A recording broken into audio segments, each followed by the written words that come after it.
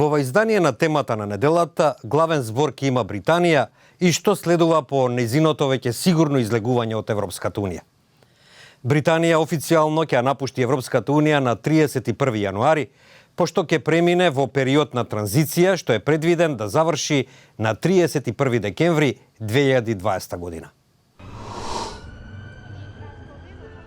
Во Британија деновиве главно прашање стана дали познатиот лондонски часовник Big Bang ќе го означи Брекзитот.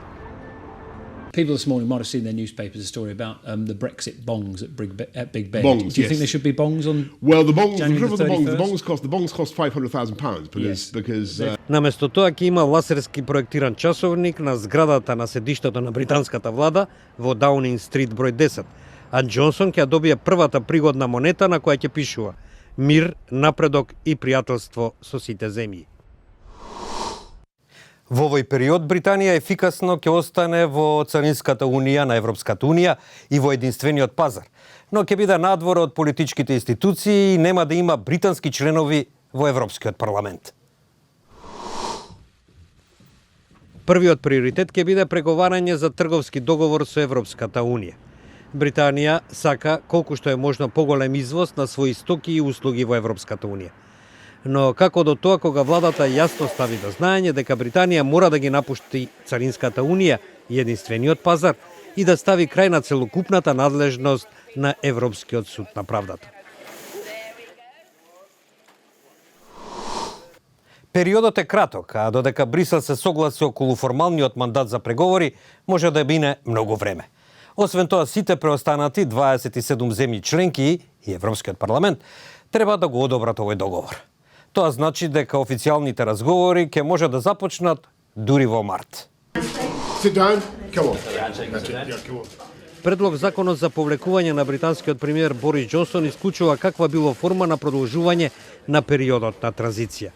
Ако не се договори и ратификува договор за трговија до крајот на 2020-та, тогаш Британија се соочува со тарифи за извоз во Европската унија. Господин Џонсон тврди дека Британија е целосно согласена со правилата на Европската унија и оти затоа преговорите треба да бидат директни. Но критичарите посочуваат дека Британија сака да има слобода за да се оддалечи од правилата на Европската унија, за да може да склучува сделки со други земји, а тоа ќе ги отежни преговорите. Не е само трговскиот договор што треба да се реши и да биде донесен. Британија мора да се согласи и како ќе соработува со Европската унија, на пример во безбедност. Лондон е решен да напушти шемата за европски налози за апсење и ќе мора да договори замен. Исто така мора да се усогласат и голем број други области каде што е потребна соработка.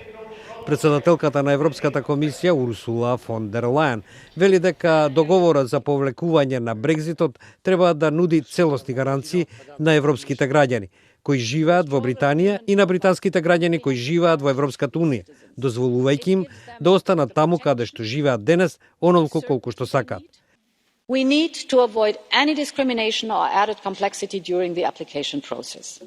We need to ensure that На 23 јуни 2016 година во Британија се одржа референдум за да реши дали да замине или да остане во Европската унија. Победи заминувањето со 52 пред останувањето со 48%. Одзивот беше многу висок, околу 72%. Значи гласа 30 милиони луѓе, од кои над 17 милиони се определија за Брекзит. Британија и се приклучи на Унијата во 1973 година. Тогаш таа беше позната како Европска економска заедница. Конзервативниот премиер Едвард Хит ја внесе Британија во Европскиот економски простор во јануари 1973 година. Овој потек уследи откако францускиот председател Де Гол два пати го блокираше членството на Британија во текот на 60-тите години од минатиот век.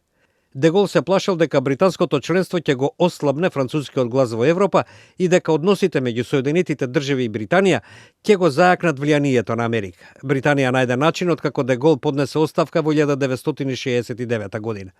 Во 1975 се одржа референдум за тоа дали Британија треба да остане во Европската заедница под различни услови за влез. Британија ќе биде првата земја која се повлекува од Европската унија и покрај тоа што Унијата Овозможува слободна трговија, а луѓето да живеат и работат во која и да е земја што ќе изберат. Британија избра поинаков пат. Толку во ова издание на темата на неделата. Следете да и натаму на Facebook, Twitter и YouTube. Довидуваме.